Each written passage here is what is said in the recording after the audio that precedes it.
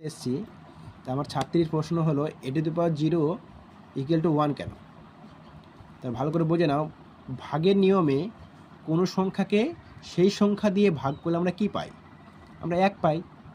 যেমন 2কে 2 দিয়ে ভাগ করলে দেখো 1ই হয়, 5কে 5 দিয়ে ভাগ করলে 1, তাহলে আমরা a কে a দিয়ে ভাগ করলে আমরা 1 পেলাম।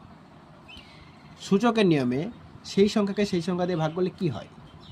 তাহলে আমি একটা উদাহরণ দিয়েছি, a টু দি পাওয়ার 1 ভাগ a টু দি পাওয়ার 1, তাহলে কী হবে? a to the power 1 minus 1 অর্থাৎ a টু দি পাওয়ার 0, তাহলে এর পাওয়ার 0 পেলাম আমরা। এটা 2 নম্বর দিলাম। তাহলে 1 আর এই 2 তুলনা করে আমরা কি পাবো? তুলনা করলাম, তাহলে a টু দি পাওয়ার 0 আমরা লিখতে পারি কি 1, a to the power 0 equal to লিখতে পারি আমরা 1। এটাই হচ্ছে কাজেই সূচকের নিয়ম। তাহলে সূচকের নিয়মে কোনো সংখ্যাকে কোনো সংখ্যা দিয়ে ভাগ করলে কি হয়? পাওয়ার 0 হয়, অর্থাৎ সে পাওয়ার 0 মানে তার মান 1। এটাই আমাদের বুঝতে হবে সূচকের নিয়মে।